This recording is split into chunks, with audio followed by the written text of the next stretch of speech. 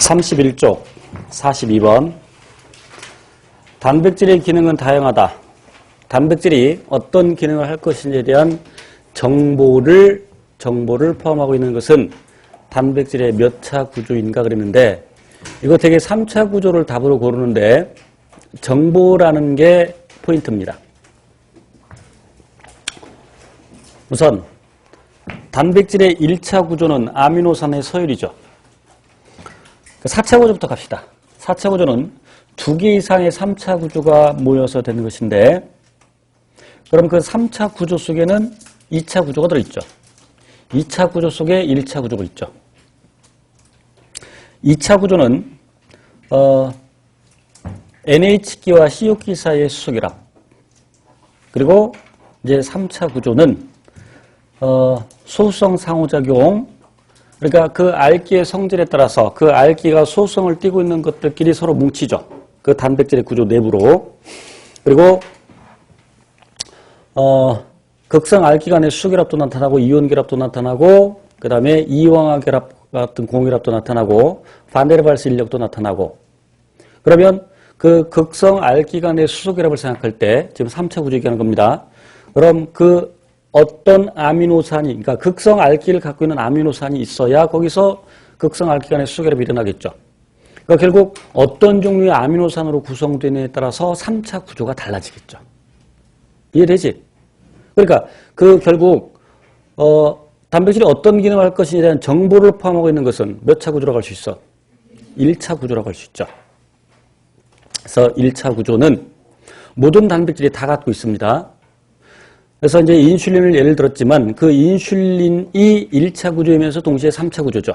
그러니까 그 인슐린에 있는 아미노산의 서열, 종류와 별 순서, 이게 1차 구조고 2차 구조는 수소결합함으로써 그래서 알파 나선 구조와 베타 병풍 구조가 있는데 알파 나선 구조의 대표적인 것이 케라틴 그리고 베타 병풍 구조의 대표적인 것이 피브로인, 명주실에 있는 누에고치, 비단 그리고 거미줄 또 역시 베타 병풍 구조이죠.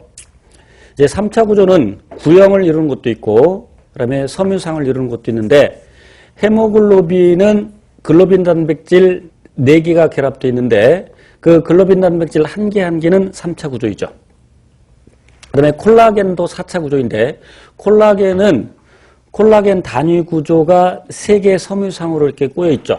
그래서 그 4차 구조의 단위 구조도 역시 콜라겐의 단위 구조도 3차 구조이고 그 다음에 트랜스사이레틴 혈액에서 지용성 물질을 운반시키는 데 관여하는 트랜스사이레틴은 4차 구조인데 그 트랜스사이레틴의 단위 구조가 3차 구조이고 미오글로빈은 그 자체가 3차 구조이죠. 그래서 종류까지 그리고 얘까지 기억하셔야 되고요. 답은 1번이었고 43번. 단백질의 4차 구조를 보이는 헤모글로빈에 있는 비공결합이 아닌 것은 그랬는데 3차 구조가 2개 이상 모여서 4차 구조를 이룬다고 그랬는데 4차 구조에 나오는 결합이 바로 선택지에 있습니다. 그런 결합들이 다 나타나는데 비공유결합 아닌 것 그러면 공유결합 찾으라는 얘기지. 그럼 탄소 결합은 탄소와 탄소 사이의 결합은 무슨 결합이야? 탄소와 탄소 사이의 결합은 무슨 결합? 공유결합. 그러니까 4번 답이죠. 되겠죠? 44번. 단백질의 구조에 관한 설명으로 옳지 않은 것 그랬는데 1번 1차 구조는 폴리펩타이드의 아미노산 서열에 결정된다. 맞고 2번 단백질의 1차 구조의 변화는 1차 구조가 변했다는 것은 이미 폴리펩타이드가 만들어진 다음에는 1차 구조가 변하기 어렵죠. 그죠? 물론 이제 인슐린처럼 처음 만들어질 때 150개 이상의 아미노산 구성도 있지만 그것이 구부러지고 잘리고 이용화 결합을 하면서 51개 아미노산으로 되는데 그럼 그 51개 아미노산일 때 이미 그 폴리펩트 상태에서는 이렇게 뒤집어지기가 어렵죠. 그지?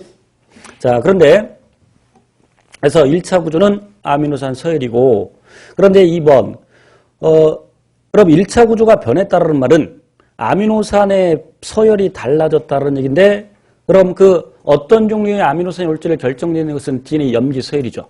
즉 DNA 염기 서열의 변화, 즉 유전자 돌연변이에서 다른 종류의 폴리펩타이드가 만들어지면 그럼 1차 구조가 이게 변한 거죠. 그러면 당연히 단백질의 구조가 달라지죠. 그래서 헤모글로빈의 글로빈 단백질 여섯 번째 아미노산이 글루탐산인데 그 글루탐산이 발린으로 바뀌게 되면 이게 서열이 바뀌는 거죠. 그러면 구조가 달라지고 기능도 달라지고. 그래서 2번이 틀린 내용, 2번이 답이고 3번 아까 얘기했는데 2차 구조는 폴리펩타이드 사슬을 따라 NH기와 CO기 사이에서 일정한 간격으로 배열된 수소 결합이 한 것이고 4번 헤모글로빈 4차 구조로 설명드렸고요. 답 2번 넘깁니다. 47번 좀 어렵습니다. 어려운 내용이 나오는데